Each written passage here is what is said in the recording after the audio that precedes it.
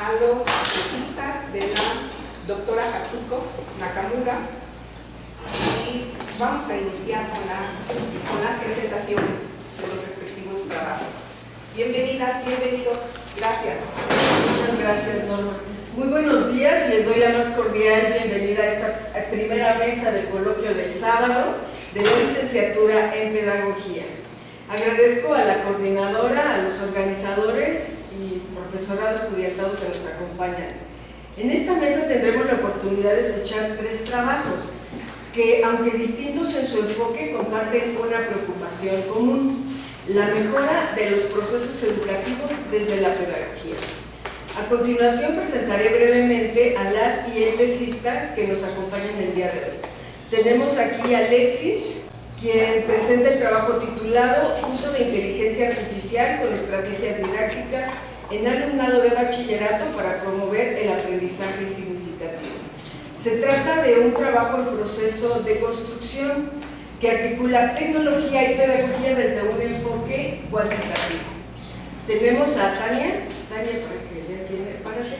Enseguida escucharemos a Tania Karina Lubueno, quien presenta la tesina titulada Estrategias didácticas para crear un ambiente de facilitación en el Papalote Museo del Niño. Y este trabajo se sitúa en el campo del desarrollo humano y la formación desde el enfoque centrado en la persona. Y finalmente tenemos a Margarita con la tesina Propuesta de taller Educación emocional desde la neuroeducación en la formación universitaria. Su trabajo aborda la relación entre emoción y aprendizaje desde una perspectiva pedagógica. Y vamos a seguir el orden de presentación establecido en el programa. Vamos a comenzar con Alexis López Gómez, que viene desde Morelia, todo lampareado. Aquí está. Muchas gracias. Viene llegando. Adelante. Bueno, muy buenos días a todos. Muchas gracias por estar el día de hoy con nosotros. Y bueno, yo les voy a hablar de mi proyecto de tesis, que, como mencionaba bien la doctora, se llama Uso de inteligencia artificial con estrategias didácticas en alumnado de bachillerato para promover el aprendizaje significativo.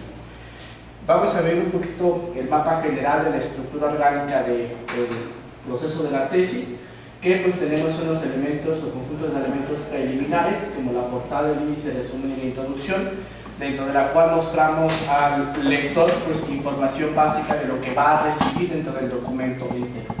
Posteriormente, el desarrollo, en el cual establecemos un problema, nuestro marco teórico, la metodología, resultados y conclusiones, a su vez con un cierre que contiene las referencias utilizadas para justificar el conocimiento, visualizarlo dentro del proyecto de investigación, y los anexos como elementos de apoyo para sustentar aquella información que así lo requiere.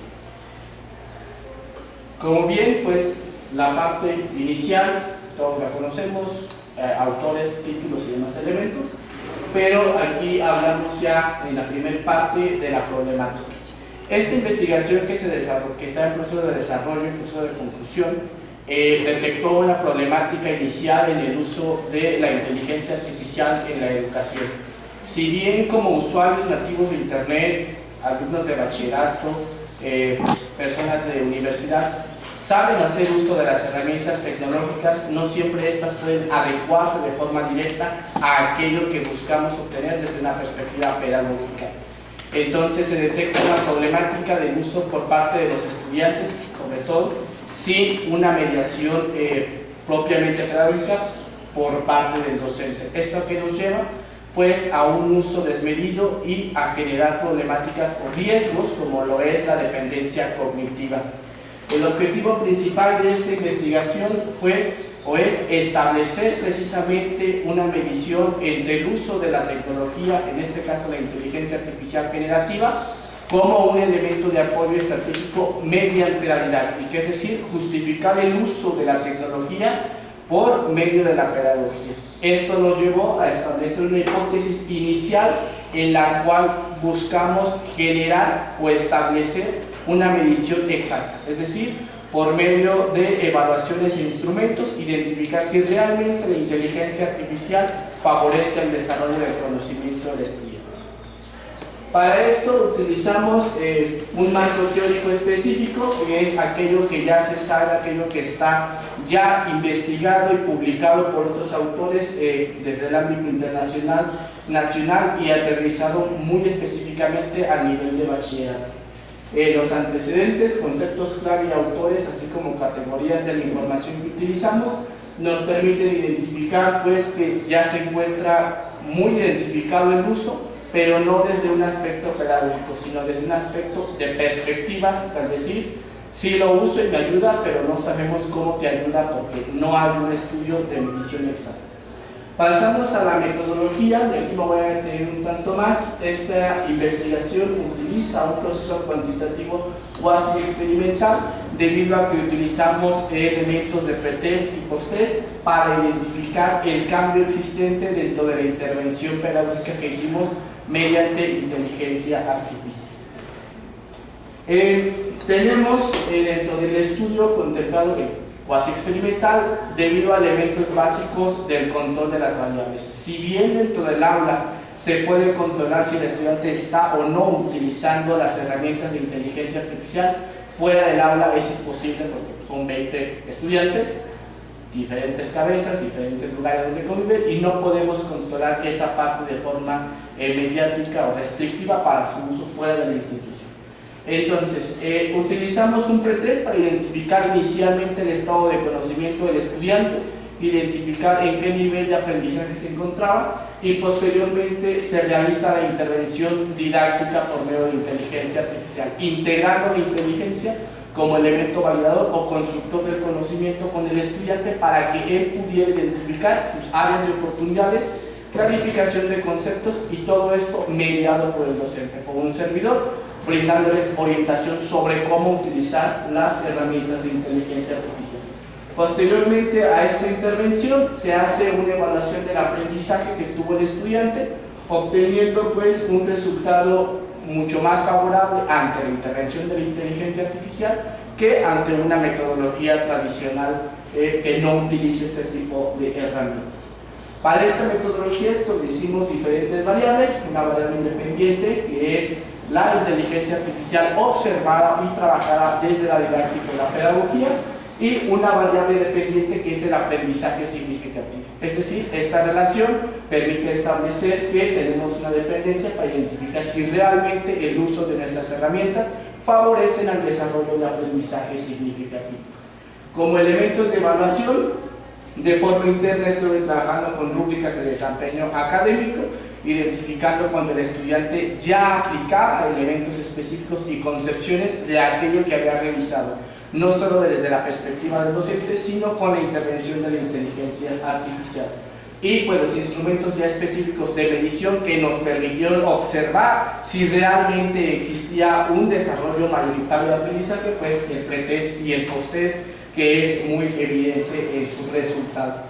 Estos resultados se compararon con diferentes técnicas estadísticas que nos permiten identificar la oscilación entre el aprendizaje obtenido a partir del uso de estas herramientas y la diferencia del aprendizaje en cuanto a la resolución de escenarios específicos en los cuales el estudiante pues tiene que aplicar pensamiento crítico y aplicación de conceptos.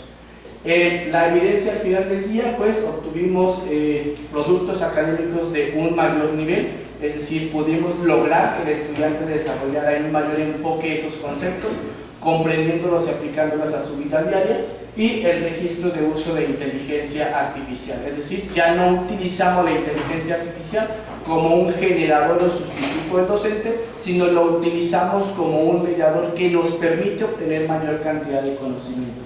Este resultado ha sido sostenible.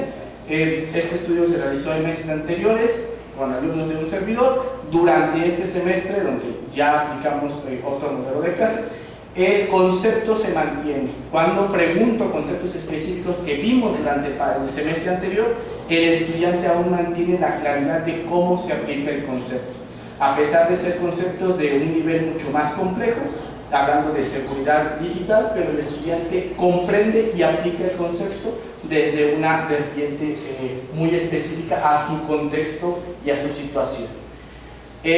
Tuvimos ya el detalle de los datos, los hallazgos específicos, la categorización de estos resultados, desde la aplicación de conceptos, el desarrollo de criterio y de pensamiento crítico, y en la intervención obviamente de la parte estadística formal con tablas y gráficas de interpretación que nos permitieron identificar ese hallazgo, no solo desde una perspectiva, sino desde una parte cuantitativa específicamente de la información que se muestra para los usuarios. Y las conclusiones nos brindan una respuesta muy objetiva hacia lo que nosotros buscábamos: identificar si realmente los estudiantes están o no aprendiendo, haciendo uso adecuado, obviamente, de la parte de la inteligencia artificial generativa. Esto nos llega a brindar un alcance y límites, dentro de los cuales este estudio se enfocó exclusivamente a una asignatura de bachillerato, una asignatura muy flexible y moldeable en ese aspecto. Entonces, por ello pudimos intervenirla y pudimos generar recomendaciones sobre cómo integrar a nuestros procesos educativos docentes para que el estudiante se sienta en el contexto globalizador y entienda el uso, obviamente, aplicado a su contexto.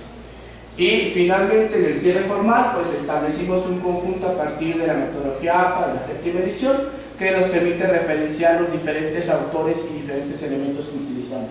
Anexos como instrumentos, tablas y gráficas adicionales para comprobar el conocimiento, y una revisión final de coherencia, ortografía y formato. Y bueno, la tesis en una sola mirada, pues tenemos en las capitulaciones, establecemos problemas, teoría, metodología, resultados y las conclusiones que obtenemos a partir de esta información. Cada capítulo prepara el siguiente y pues esto genera un conjunto de preguntas para interconectar cada uno de estos capítulos. Gracias. A continuación damos paso a Tania Lu, después a Margarita. Bienvenidos los que están llegando, ya hicimos la presentación formal de cada uno de ellos. Al término de las 3 presentaciones vamos a hacer el intercambio con el público. Karina Lu Bueno va a presentar una tesina en donde ella trabajó con el enfoque centrado en la persona. Hola, muy buenos días a todas y todos, todes, quién sabe. Mi nombre es Tania Lu. Yo tuve el privilegio de ser alumna de la doctora Katsuko, quien también es mi directora de tesina. Y bueno, a continuación vamos a ver una tesina que ya está concluida, fue presentada y con mucho gusto se las comparto.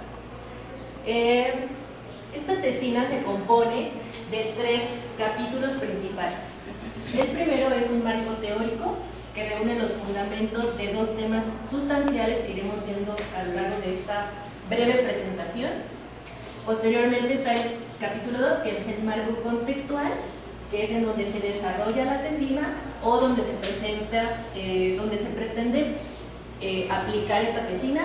Y por último es el capítulo número 3, que es el diseño pedagógico, que es la propuesta. Bueno, el objetivo general de la tesina es diseñar un programa de capacitación dirigido a líderes o personal a cargo que tuviera la promoción del niño, con estrategias didácticas para desarrollar competencias que les permitan tanto identificar, practicar y también aplicar las actitudes de facilitación del cambio que tiene el enfoque centrado en la persona de Carl Rogers. Esto ya son temas más técnicos, pero es parte del contenido de la tesina. Y continuamos. Esta tesina se estructuró bajo 3 preguntas de investigación que se responden a lo largo del trabajo. Vamos a irlas desglosando. Aquí vemos pues el diseño pedagógico de la tesina en general, que son los 3 capítulos. En la parte inicial está toda la justificación, el planteamiento del problema y la problemática a resolver. Posteriormente, en el capítulo 2, se encuentra todo el marco contextual, que es la parte de capacitación y el enfoque centrado en la persona. Y por último, en el capítulo número 3, ya se desarrolla la propuesta pedagógica o el diseño pedagógico de esta propuesta o este diseño. Entonces, retomando las preguntas de investigación, aquí en la justificación se responde la primera pregunta. ¿Por qué es importante hacer un programa de capacitación de desarrollo humano en Papalote Museo del Niño? En ese tiempo yo trabajaba en esta organización, entonces identifiqué dos puntos clave que me detonaron realizar pues esta propuesta. Uno de ellos fue la falta de información y poco dominio sobre el tema de desarrollo humano. Y el segundo punto fue la necesidad de desarrollar competencias y las actitudes de facilitación del cambio de Carl Rogers en líderes y jefes del museo con gente a cargo. El planteamiento del problema fue que, derivado de la falta de información del tema de desarrollo humano y de la necesidad de desarrollar actitudes de facilitación en Papalote Museo del Niño, justamente en personas que tienen gente a cargo, se brinda la propuesta de crear un programa de capacitación que permita tanto el desarrollo y el aprendizaje de habilidades humanistas a través de un enfoque centrado en la persona de Carl Rogers, ¿no? Y esto es mediante estrategias didácticas que posibiliten el objetivo. Ahorita vamos a ver cuáles son puntualmente esas estrategias didácticas. Entonces, bueno, la problemática a resolver ya en concreto es la relación interpersonal jefe-colaborador. También beneficiar los índices de bienestar en el clima y cultura organizacional. Mejorar el clima y la cultura organizacional también de esta organización y aumentar la satisfacción de la experiencia del visitante. Porque si un colaborador está bien capacitado, entonces eso se permea en el servicio o en el producto que ofrece. Y aquí vamos notando el papel del pedagogo o de la pedagoga en otro sector que es el organizacional. Entonces, el marco teórico se clasifica en dos temáticas principales, que es capacitación, en donde viene todo el fundamento, tanto legal, tanto pues la importancia de generar un programa de capacitación, y el tema de desarrollo humano, que se sustenta en Carl Rogers, que es mi autor pues base, en el cual yo fundamento su teoría, y pues aquí nos basamos en el enfoque humanista, su teoría, que es el enfoque centrado en la persona, las condiciones necesarias y suficientes para el cambio, y eso se deriva en conocer esencialmente las actitudes de facilitación, que son principalmente tres. Este es otro desarrollo del marco teórico, en donde ya se describe la segunda pregunta de investigación, que es ¿qué brinda el enfoque centrado en la persona de Carl Rogers en las organizaciones? Esto es sumamente importante y creo que se tiene que también difundir y divulgar un poquito más.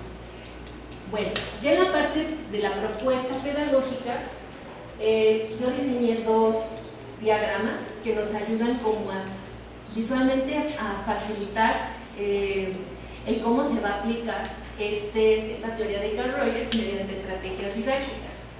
Y las competencias que se buscan dar a conocer y aplicar en los colaboradores de Papalote Museo del Niño son tres, que es la empatía, la aceptación positiva e incondicional y la congruencia, ¿vale?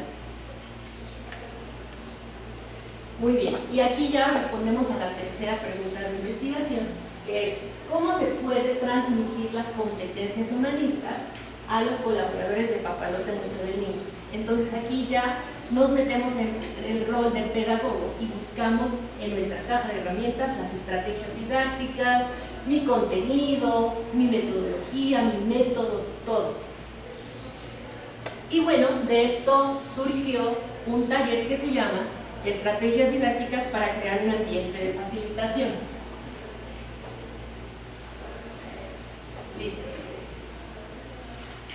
La estructura de este taller o de este programa es que consiste en 5 sesiones de 3 horas cada una, con breaks, coffee break. En la primera sesión se ve el tema de humanizar la profesión de origen, en donde se responde al objetivo de identificar. En la segunda sesión, relacionar, autoevaluar, practicar y recapitular. Cada sesión se conforma de su propia carta descriptiva, de sus materiales didácticos, de sus instrumentos de evaluación, de ejercicios, de actividades, y cada sesión se estructura de un objetivo, de una teoría, de la práctica de las estrategias de interacción y de un cierre de la sesión, que puede ser tanto cierre pedagógico y cierre humanista. Las estructuras de las cartas descriptivas se basan en el enfoque basado en competencias, que es el ser, saber, saber hacer y saber convivir. Y bueno, estas son las estrategias didácticas que se aplicaron en cada una de las cartas descriptivas, que es aprendizaje colaborativo, aprendizaje activo, el aprendizaje situado, la mediación, simulaciones, es decir, juego de rol, diálogo y exposición. Aquí el rol del pedagogo tiene que ser facilitador y el enfoque didáctico es constructivista bajo las teorías de Jean Piaget, Vygotsky y Carl Rogers. Estos son ejemplos de algunos elementos que tiene cada carta descriptiva.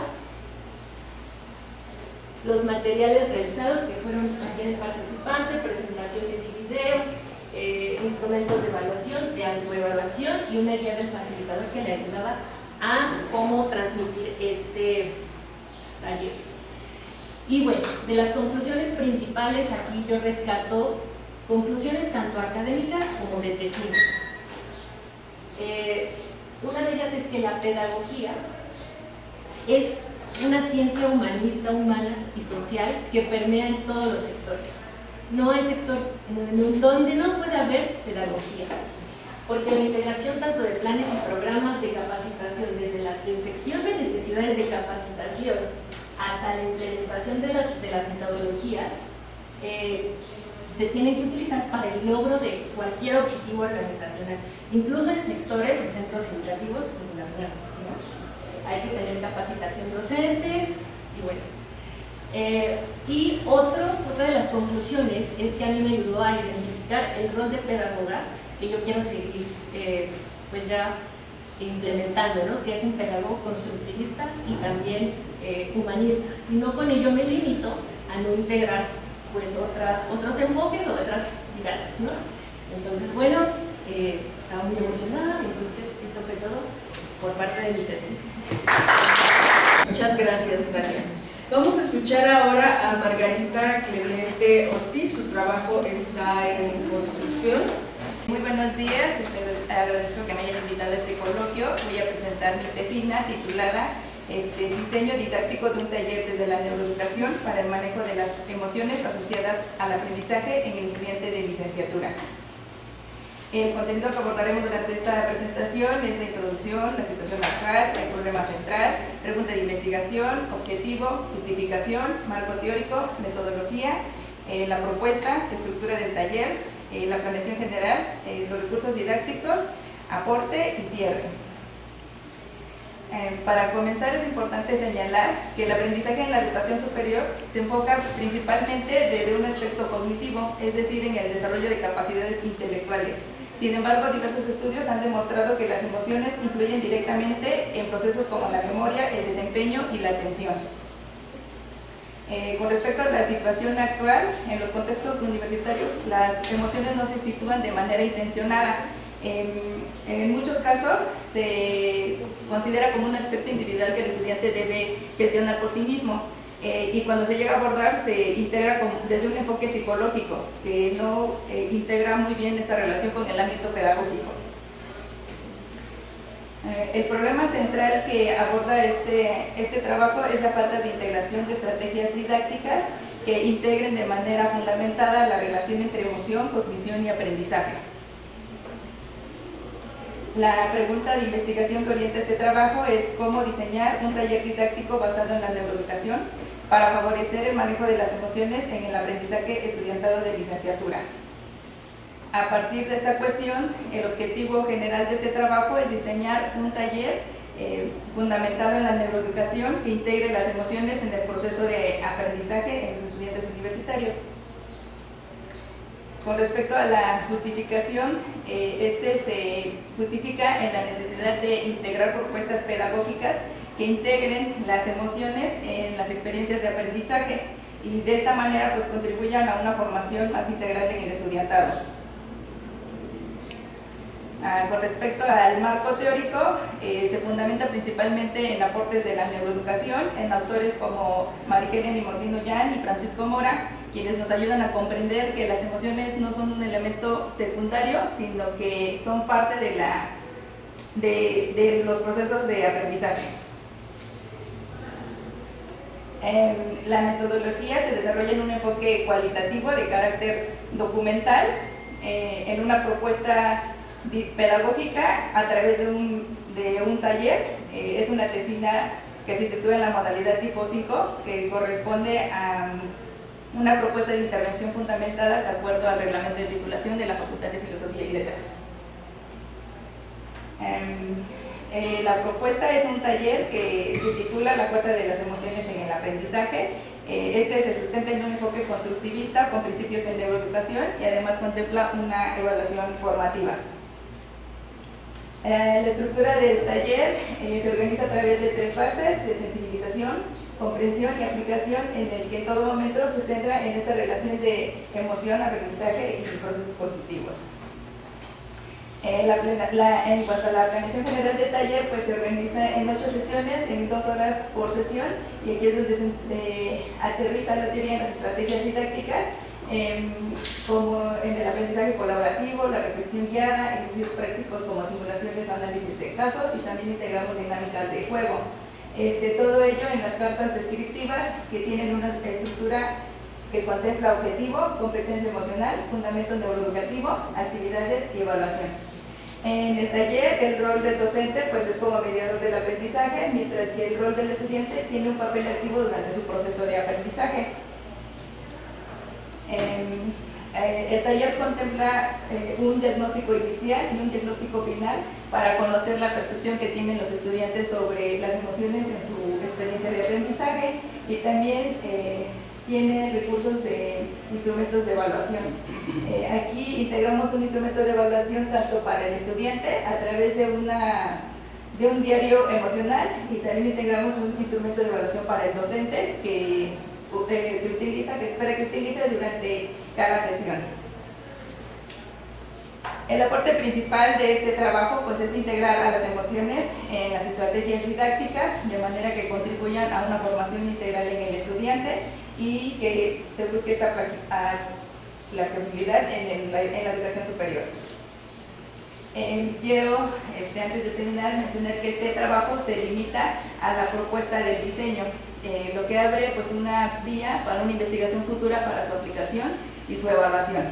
Y a manera de cierre, quiero destacar que el aprendizaje pues no solamente es un proceso cognitivo, sino una experiencia integral donde deberían integrarse las emociones. Muchas gracias. Pasan los 3 para acá, por favor. Agradecemos las 3 presentaciones y a continuación realizaremos un breve ejercicio de reflexión con cada uno de los presentes. Para quienes se acaban de incorporar, Alexis, que viene de Morelia, presentó el uso de inteligencia artificial con estrategias didácticas en alumnado de bachillerato para promover el aprendizaje significativo. Se trata de un trabajo en proceso de construcción que articula tecnología y pedagogía con una metodología cuantitativa. Después, Tania Luz, que viene de Ecatepec, que presentó la tesina Estrategias didácticas para crear un ambiente de facilitación en el papalote Museo del Niño. Este trabajo se situó en el campo del desarrollo humano y la formación desde el enfoque centrado en la persona. Y finalmente Margarita con la tesina Propuesta de taller Educación emocional desde la neuroeducación en la formación universitaria. Su trabajo aborda la relación entre emociones y aprendizaje, pero siempre con unos lentes, con una perspectiva desde la pedagogía.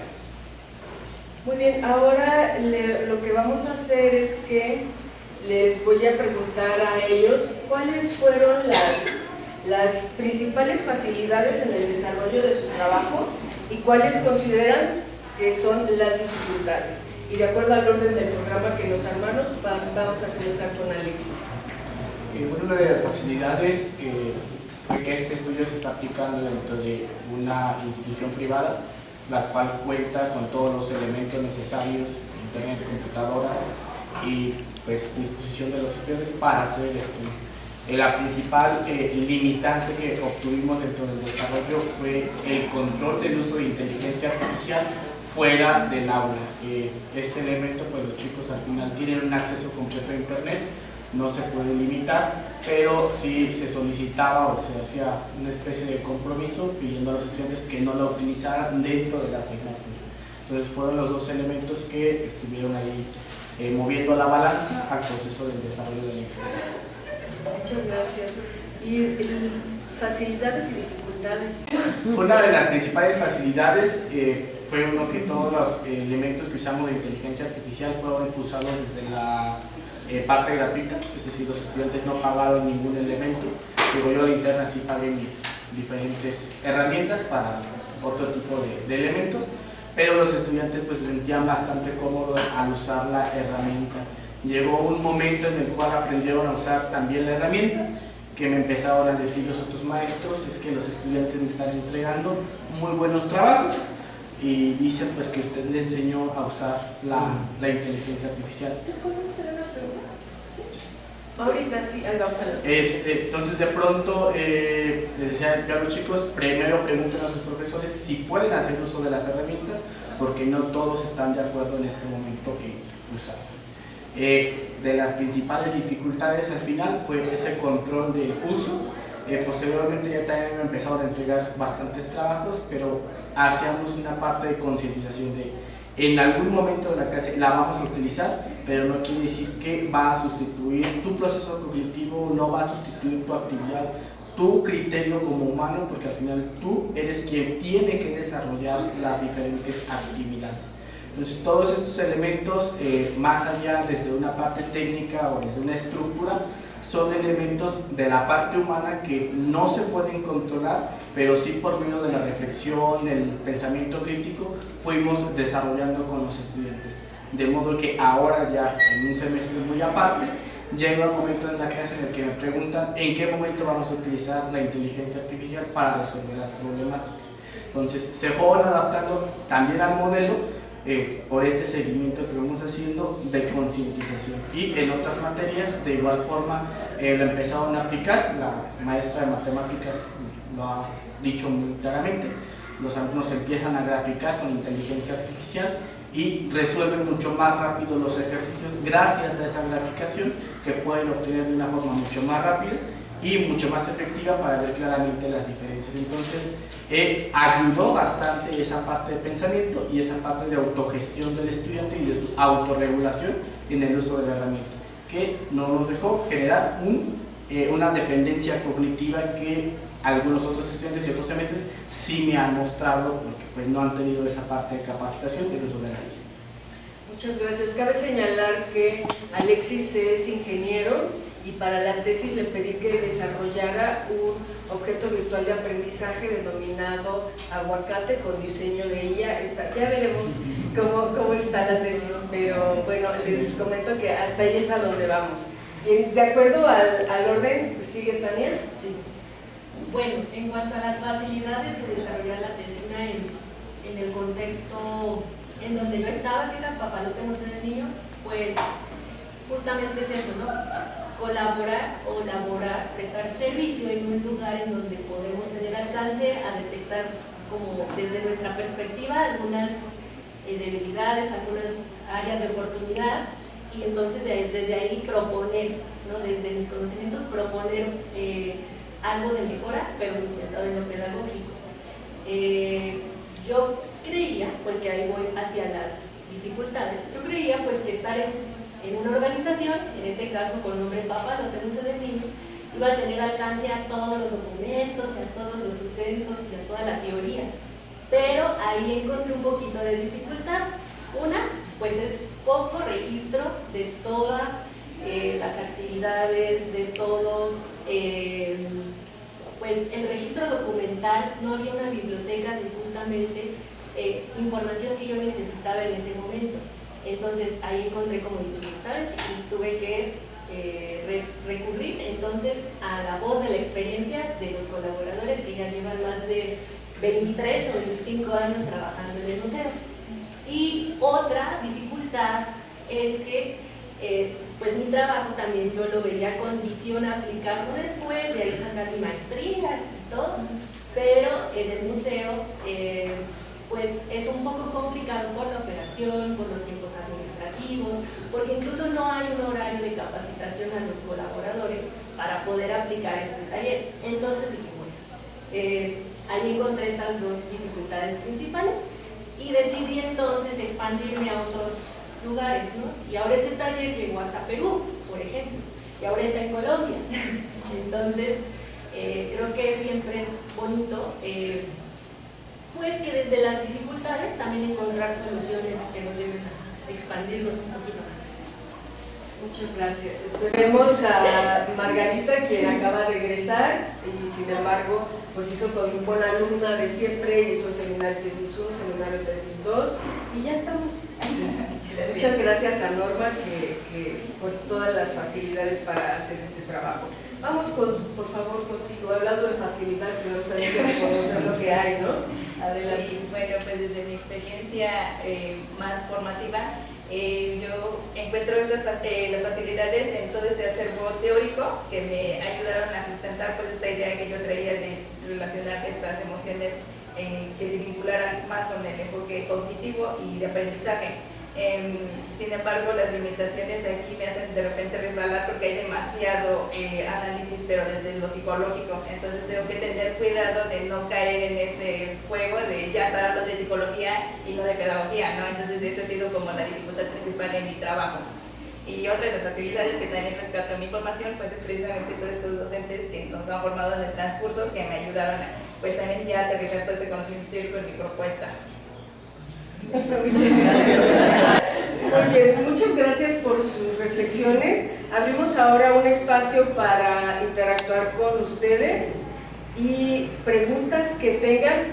Sí, Elcita, preciosa. Sí, adelante. Pero mi pregunta va un poco más dirigida hacia el compañero. Alexis, sí. Alexis, ¿tú recomiendas a tus estudiantes que te citen la inteligencia artificial? Sí, tiene que existir de forma declarada el uso de inteligencia artificial, si no estaríamos incurriendo en un uso de falta de ética.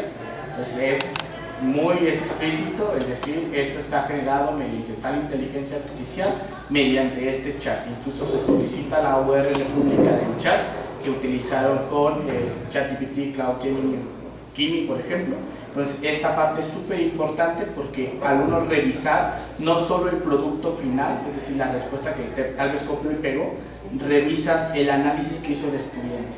¿Sí? ¿Qué le preguntó a la inteligencia artificial? ¿Qué le retroalimentó a la inteligencia artificial? ¿Qué volvió a retroalimentar a la inteligencia artificial? Y es un ciclo en el que el estudiante va identificando si la información es real o es información generada a partir de alguna alucinación o de algún sesgo ético.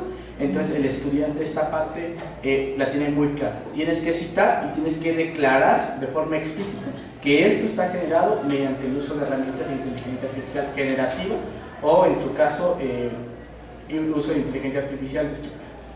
Sí, porque antes hablábamos de lo que era el plagio, ¿no? Ahorita hablamos de lo que llaman el IAismo, ¿no? Que todo queremos hacer con la IA, ¿no? Pero es importante, sobre todo que los alumnos entiendan, y más en bachillerato, que entiendan el proceso que tienes que ir generando tú y no llegar a humanizar a la inteligencia artificial. Justo, ¿no? llegó un y ver esa momento, parte ética. sí, llegó un momento en el que todavía la Asociación Científica Mexicana no publicaba la forma estándar de citar la inteligencia artificial. Entonces decía yo, miren, al final es una página web, es un sistema web, hay que citarlo como software. Se cita como software, autoría específica, año, consulta y página web, y con eso ya tenemos el referente de que no lo hiciste completamente tú, sí interveniste, pero el derecho de autor continúa siendo de la inteligencia artificial bajo tu uso y tu criterio humano para decir si es eficiente o es deficiente la información que te está dando. Gracias, Alex. Sí, vamos con Jorge. Bueno, muchas felicidades, Tali, Margarita, Alexis. Han hecho un excelente trabajo de la mano de una tremenda profesora de nuestra facultad, Hatsuko. Yo nada más diría, Alexis, bueno, en esto que estás trabajando y además un ingeniero en pedagogía realmente es algo sumamente valioso. ¿Cómo generar las bases del desarrollo de un pensamiento crítico desde este uso de la inteligencia artificial, pensando en el bachillerato, ¿no? En un perfil que es el que les corresponde, ¿no? Esto era un elemento que a mí me preocupaba mucho porque luego los chicos daban por hecho que aquello que nos decía la inteligencia artificial era real y era perfecto. Y les decía yo, vamos a hacer una práctica, muchachos. ¿Alguna vez les han leído el tarot? Y los muchachos, no, y se emocionaron, ¿no? La IA les iba a leer el tarot. Y decía, todos estamos conectados en una misma red, estamos compartiendo el uso de la inteligencia. Pídale que les lea el tarot, y todos. Y le levante la mano a quien le salió la carta del ermitaño. 25 de 30. ¿Por qué ocurría esto? Porque era un sesgo de información. Y les decía, miren muchachos, esto ocurre cuando la inteligencia no está correctamente limitada al área de investigación que ocupamos que utilice. Fue algo genérico y es información que va a dispersar para todos los usuarios. Entonces, la inteligencia artificial sí es inteligente, pero no es tan inteligente como la inteligencia humana. Por eso se llama artificial.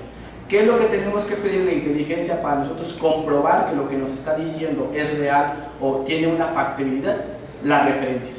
Al igual que en una investigación común, en un libro, en una fuente primaria, secundaria o tercera de la investigación, requerimos las fuentes. Yo poder consultar que la información que me está dando es comprobable.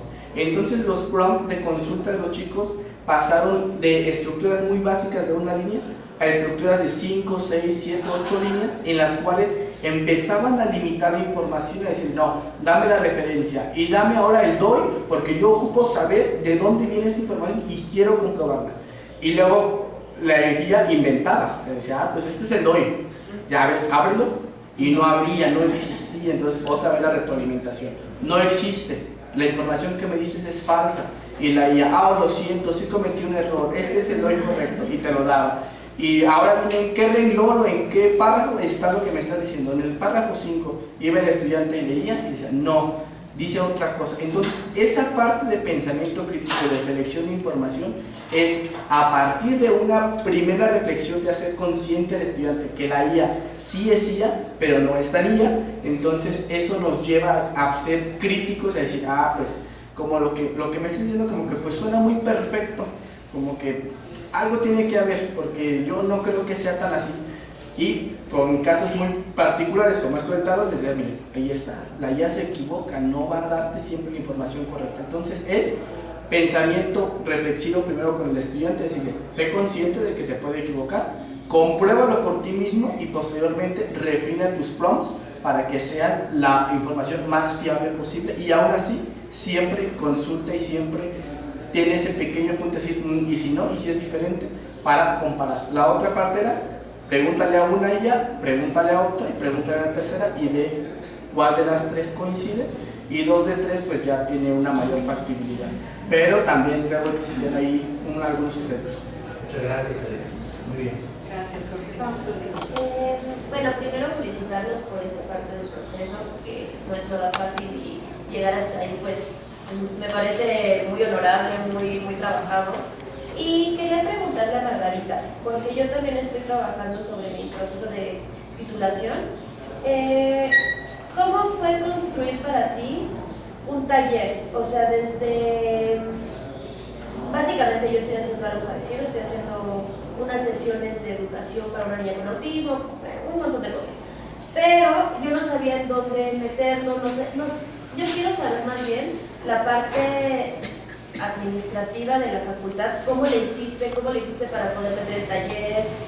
¿Cuáles fueron los pasos? No sé si me estoy dando a entender. Sí. Y para el compañero Alexis, dijiste un término como sesgo ético. ¿Me lo podrías explicar? Es que yo no lo entendí. Vale, muchas gracias. Bueno, el estructurar el taller, el diseñarlo, pues sí es muy retador, ¿no? Porque yo pensaba que había, en su momento cuando lo inicié, yo pensaba que había un formato, ¿no? Voy a sacar este formato, lo voy a pegar y voy a hacer mi taller, ¿no? Sin embargo, me doy cuenta que no, que realmente uno diseña el taller, ¿no? Uno diseña las cartas. Sí es importante considerar elementos importantes dentro del taller y de las cartas descriptivas. Sin embargo, considero que es más una cuestión personal del diseño, considerando estos elementos que uno tiene que ir viendo qué es lo que quieres que se aborde en tu taller. En consideración, pues, de sí, investigar cómo están estructuradas estas cartas, estos talleres, para que puedas aterrizarlo en el tuyo. Un sesgo ético dentro de la inteligencia artificial es el uso incorrecto de la información por parte de la inteligencia artificial o por parte del usuario. En este caso hay elementos de la información como datos sensibles o datos personales que requieren cierta protección.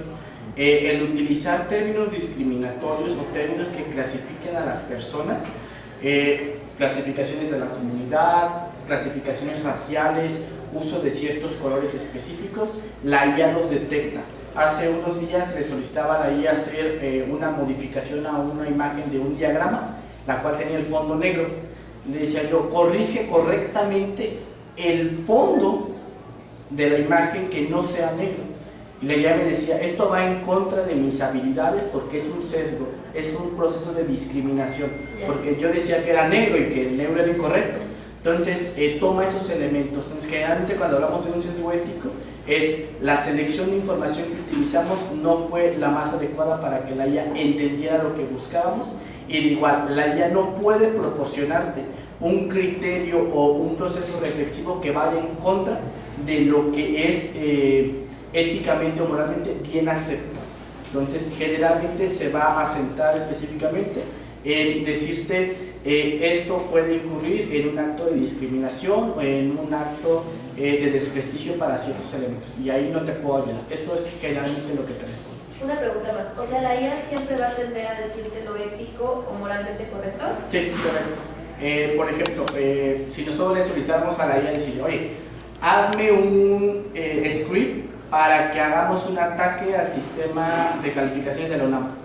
Te va a decir, no puedo ayudarte con eso porque esto atenta contra la seguridad digital de la universidad y podrías incurrir en un delito. Entonces, está muy limitada a tener esto.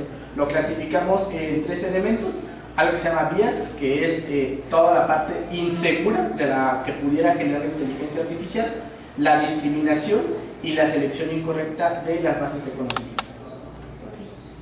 Okay. ¿Y eso pasa con todas las IAs? Con todas las IAs. Muchas gracias. ¿Tenemos tiempo para una pregunta más? Sí, adelante, Gina. Gracias, buenas noches. Para Alexis también, yo quiero preguntar, ¿cómo crees que se pueda empatar, digamos, lo cognitivo, lo humano, con la inteligencia artificial? Esa es una pregunta bien interesante porque tenemos ya las 3 vertientes. Llegó un momento en el que una chica me decía, es que yo uso la IA como psicólogo. Dije, a ver, muéstrame tu prompt, quiero ver qué le pediste que hiciera. Pero su prompt fue tan detallado que le pedí a la IA que fuera crítica, que usara ciertos autores, cierta metodología de la psicología. Entonces la IA tomaba esos elementos de una forma muy específica. Había un trend que era el Rosmith, el Rostizan. Le hicimos con la chica la prueba y no tomó absolutamente nada de lo que tomó en el chat de conversación de psicología para hacer la crítica del usuario. Entonces, ¿qué es lo que buscamos para poder unir estas 3 partes, la humana, la cognitiva y la tecnológica con la inteligencia artificial? Es saber declararle a la IA qué es lo que ocupamos que haga correctamente. Esto es todo un modelo que se llama ingeniería de prompts. Entonces clasificamos correctamente lo que quiere que haga esa inteligencia artificial, le damos limitantes y hacemos que se envuelva de una forma adecuada. Eso es desde la parte técnica, pero desde la parte humana, que es lo que nosotros generamos o buscamos intervenir en los 3 elementos, es siempre con el pensamiento crítico y la reflexión. No podemos dar por hecho que la inteligencia nos va a dar una respuesta correcta o una respuesta funcional. Tenemos que comprobarlo. tenemos que verificar que sea correcto. El uso está muy desarrollado, sí, pero aún hay elementos que no podemos confiarnos completamente. ¿Por qué? Pues porque pudiéramos incurrir en lo que decía hace un rato, un sesgo de información, un sesgo ético, un sesgo bioético, incluso en algunos elementos. Para poder determinar eso, ocupamos nuestro pensamiento humano, siempre. Y desde la parte cognitiva, pues es la intervención en el momento adecuado. No es lo mismo decirle a la IA, hazme la presentación de la materia, a decirle, genérame una propuesta en la cual yo pueda reflexionar sobre la temática y pueda comprender los conceptos generales de la materia que ocupo presentar. Entonces, son dos formas muy distintas de verlas, que es la guía y la función del docente, orientar al estudiante en cómo utilizarla y llevar a esos 3 puntos. Sí obtenemos una respuesta tecnológica, pero orientada a partir del docente y bajo un pensamiento crítico y reflexivo del estudiante en la parte humana, que nos dice si esto es correcto o no, esto no me cuadra y no es funcional. Entonces hay que enfatizar, digamos, en este caso, por parte del docente, él le tiene que enfatizar a su alumno que le va a ayudar mucho la guía, pero que el pensamiento finalmente es de él. Exacto. El que tiene que explayarse, el que tiene que expresarse, el que tiene que pensar es el estudiante. Y cómo hay que recalcarlo en los alumnos. Justo en el momento, por ejemplo, el ejemplo que les había dado, le decían a los chicos, te ven muy bien en el amor porque a todos les sigue muy bien el amor, ¿no? Y realmente tenían algunas parejas, realmente te va bien el amor, pues no, porque no está adecuado a tu contexto. O sea, esto es algo genérico que te va a brindar la inteligencia artificial. Reflexiónalo, analízalo en tu contexto, en tu situación y llévalo a decir, si aplica o no aplica. Eso es muy personal. Ya en la parte del carácter académico, es decir, vámonos con las referencias. ¿De dónde sacaste esto que estás diciendo? Y vamos a contraponerlo a buscando la referencia o el material que estás diciendo que contiene esa información, que es el proceso reflexivo. Entonces es bien importante marcarlo con los estudiantes desde no te creas todo lo que dice la ley. Gracias. Ya nos marcaron el tiempo, podríamos seguirnos toda la mañana, pero es hora de cerrar. Muchas gracias a mis tesistas, muchas gracias a ustedes. Para cerrar esta mesa solamente quiero destacar brevemente 3 elementos que atraviesan los trabajos presentados. Primero, la preocupación por mejorar los procesos de aprendizaje desde distintas perspectivas. Segundo, la búsqueda de integrar elementos que tradicionalmente han estado separados, como la emoción, la relación pedagógica y la tecnología, que es lo que presenta, está bien chido de decirlo. Y tercero, el esfuerzo por traducir la teoría en propuestas concretas de intervención. Agradecemos a los tesistas, a Alexis, a Margarita y a Tania Lu por haber estado aquí y muchas gracias.